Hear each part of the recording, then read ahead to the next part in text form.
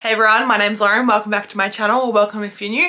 We do lifestyle, book and law school content on this channel, so please stick around if you do like that kind of content. But today is my February wrap up. I'm a little bit late getting to this because I was away and then started back in uni, so it's just been chaos. But I read 14 books in the month of February and these are my thoughts. In the month of February I read 4 audiobooks, 8 ebooks and 2 physical books. 9 of those were adult books, 4 were new adult and 1 was a YA. I gave out 1 star, 3 4 stars, 4 3 stars, 6 4 stars and 3 5 stars. Most of those were romance, but there was 1 thriller in there. So let's start with my 1 star. A Thousand Boy Kisses by Tilly Cole. This is an extremely popular book. I actually did DNF this. I DNF'd this at like page 214, I think it was. Everything was going well. Everything was going really well. I was enjoying it. The plot has been done before. I was a reader as a teen, so I've read this kind of book. This is a YA book, and I just kind of felt like the way the characters behaved and the way the characters talked and the whole concept felt too old for me. And it just was not right. It just didn't hit for me. And obviously I could see where this was going. I knew what was going to happen. I found Rune incredibly insufferable. He was very self-obsessed with his own feelings. Really didn't consider Poppy's feelings really, or the people around Poppy's feelings. It was just about how he felt about Poppy, and his feelings towards Poppy were the only ones that mattered, which is incredibly infuriating. You're not the only person that matters. You are just her childhood best friend turned boyfriend. It's also marketed that like he went away for two years and then he came back and he was like a changed person. He's not the boy she remembers, blah, blah, blah. He's different, I would say, for about two chapters, not any longer, and then he goes back to being the same person that he was beforehand. My major issue was that there was too much religion involved. Ultimately, this book felt like it was steeped in purity culture, God's timing, God's will, blah, blah, blah. And I just was like, this is YA. If you like your heart being ripped out from your soul, definitely read this.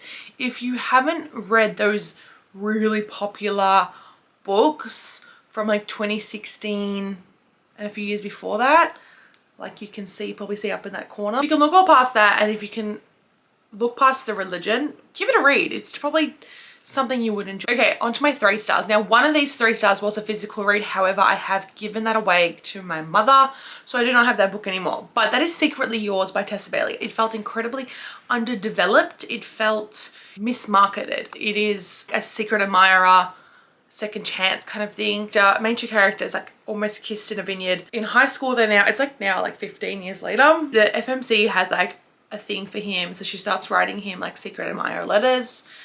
There wasn't enough letters, in my opinion. There should have been more. Obviously the convict revolved around the letters and it just wasn't very good. Thought it was a bit crap. Really weird things were going on. Like, she's a gardener. She was taking dogs to the jobs and it was just like weird. If you don't want to be spoiled, please skip ahead. It also had my least favorite trope, and that's one of my least favorite tropes, I should say. And that's the virgin trope. She never loses her virginity because she's so obsessed with him. That's weird. You've never even kissed the bloke. You've never even had a conversation with him. And you waited like 15 years to have sex because you thought he was that hot. I don't know, it was just really weird. Thought there was gonna be a little bit of a love triangle conflict. There wasn't. It just felt like there was all these things added for no reason. There was like a potential love interest added. They did nothing with it. There was still some elements that I really enjoyed. I think it's a skip when it comes to Tessa Bailey. The next book I gave 3 stars. I am extremely disappointed that I gave 3 stars because I really wanted to love it, but I didn't like the conflict and it brought it down for me. So that's Wild by Macaulay Smelter. I love Macaulay Smelter so much. I love everything she does, but it was not what I wanted exactly. I loved the romance. I loved the side characters. It felt a little bit, maybe a little bit too long, potentially. I found the dad incredibly infuriating. He was just like really insufferable and was kind of annoying. So Hollis is part of a band called The Wild, and Mia's dad, who's the FMC, he's their like manager, producer kind of thing. They physically like run into each other at the start of the book, and they're like, it's like insta love. They're so attracted to each other. Communication between Mia and her dad, pathetic. Like, learn to communicate better. Her dad was completely overbearing. Like, I couldn't understand the way that things were handled. It's a forbidden romance. Mia's dad is like, no, you can't, for Hollis can't be with Mia. He's a bad boy, this, that, and the other. So they start up a relationship behind his back. So it's like secret forbidden. But then he finds out about it and it's all hell breaks loose. They're all very upset. They break up. Hollis decides he's going to win Mia back. He goes to her dad and was like, I'm going to go but get it back. He's like, okay, I'm not happy about it, but I know you'll treat her right. So if you knew he was going to treat her right, then why were you upset in the first place? 2 + 2 didn't equal 4 in that situation. I liked it. I could see it was very predictable. So it loses 1 star because Mia's dad just didn't make any sense whatsoever, and it loses the 2nd star because it was very predictable at the end of the day. But other than that, fun time, good spice, was enjoyable. Then I read a little fun, spicy holiday Valentine's Day novella that was Cupid's Peak by Leisha Cott. Very fun, very spicy. This is like a second chance. They were best friends in high school, and it was like kind of right person, wrong time. They were just kind of like passing ships. It never really worked out. They never expressed their feelings to each other. And then the FMC's sister sets them up on a blind date, but sets her up on a blind date with him, and they get stranded in this like sexy ski resort, and they do like public things. And yeah, very spicy, very fun read, very fun time, but ultimately it was just like a 3 star because it just didn't wow me. It's like 100 pages. So I think I want to read more of this holiday series for sure, but it just is not, you're not going to get blown away. It is purely smart. It is just smart. That is it. Next 3 star, I'm incredibly sad that I gave it 3 stars. However, it is Hat Trick Heart by Ella Market. I had a good time with it. The conflict at the start and the conflict at the end, incredibly frustrating. Hat Trick Heart is a Hockey Wide Choose. So it's between Macy, Max, Rafe, and Andy. So Macy is Filipino, and so is Rafe. They're both Filipino, and then Max is white. He comes from a rich family, and then Andy is black. So very diverse cast, which is great. Fun time. The spice is incredible. So it is MMFM. So Andy and Rafe have hots for each other. So they get together and they all sleep with Macy, and then Max only sleeps with Macy. So they're all in a relationship, polyamorous relationship. Rafe has a falling out with the other 3, so they don't hear from him, and then it's like second chance because he gets drafted to the same NHL team as Max and Andy, and it's them like all falling in love together again and learning to navigate their relationship. So obviously the conflict is, there's like a conflict at the start to do with Rafe not talking to them, and then there's a conflict at the end when obviously it all kind of blows up in their faces because their polyamorous relationship is very secret, and then it all obviously comes to a head. It was just incredibly long, and some of it was just a little bit cringy and a little bit weird. Enjoyed all the characters. They were so like dynamic and very fun. The spice was fantastic. Ultimately, I felt like this book was the author manifesting the situation for herself, because Macy is also an author, an indie published author that then gets picked up as traditional published. So that's kind of just how it felt. And the author is also, I don't know if she's Filipino, but she is Asian. But yeah, if you do want a fun, spicy Hockey Wide Choose, please read it because it is a good time. Now on to my 4 stars. Lola and the Millionaires Part 2. This is by Catherine Moon. It is an Omegaverse. If you haven't read Omegaverse, the Sweetverse series is definitely a great place to start. Lola is a beta and she has some trauma that she's working through, and she falls in with this alpha pack. They have 1 male Omega, but the rest are male alphas, and then there's I think 2 beta men. But she has a lot of like trauma surrounding alphas, and it's just her healing from her PTSD and anxiety with these men. Very similar feelings to the first book that I had. It was just kind of too long, not much happens, mainly spice, no plot. Did this book need to be 2 parts? No. This book could have been combined together in just 1 longer book. It is a lot of filler, just a lot of spicy chapters and not much happening. But it is definitely a fun ride. I loved Lola. I loved the conversations.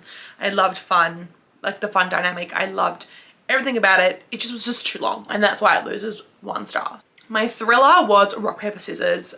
It is an extremely popular thriller. It is been going around since the new year, and I was like, okay, let's check out what the fuss is about.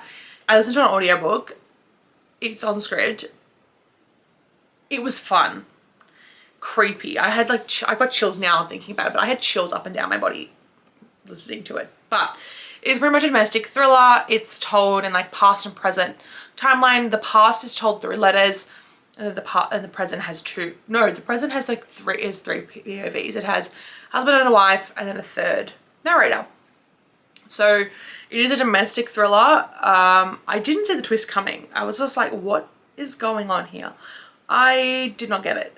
It was weird, but it was good. It definitely kept me hooked. I was like, I can't stop listening. I want to keep reading. The husband is an author turned screenwriter. He has face blindness, so he doesn't remember faces of people. The wife gets an email, like a free holiday stay at this like church in Scotland, so they drive up there and some creepy things start to happen.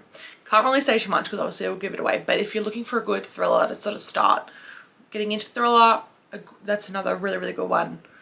I thoroughly recommend getting into that because it was creepy. I need to stop talking about it because I have full body chills. My next 4-star was The Ex-Talk by Rachel Lynn Solomon. I adored this. The Ex-Talk was just a beautiful story of two people that think they're enemies, but really they're not really enemies falling in love. This book is about Jay Goldstein and Dominic Yoon. They work at a radio station and they are struggling for listeners, and the radio station is basically failing. Jay pitches a concept that two exes should give dating advice to couples on the radio. They can't find a couple, so they end up getting Dominic and Shay to pretend to be exes. This book was such a fun ride. It's not extremely spicy. I would say there's like lots of tension. Story of two people dealing with their internal struggles and learning to communicate with each other. There is great dynamics with all the people, like with family and friends. I really, really enjoyed this. I did a full 3-minute review of this and I'm gonna link it below on my TikTok because it deserves it. But this book deserves more hype, more recognition because it is so fun.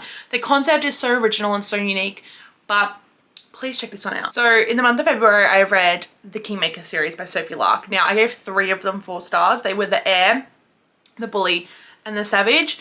They were really, really fun. This series as a whole feels a lot more traditional mafia style. These 3 books sort of fell down because they just didn't grip me the same way. They all had good spice, they all had good plot, but they were just kind of a bit off. Something just wasn't quite right. And I can't give you specifics about each of them because it just wasn't, I just didn't connect as well. I guess with The Heir, Dean brought it down for me because he was so entitled and so annoying. The Bully came down for me because I don't think Dean's story arc was finished and I don't think he was fully redeemed. I would have loved it a bit more at the end to see him connecting with his family. And The Savage just kind of felt a little bit off. It was just a bit long.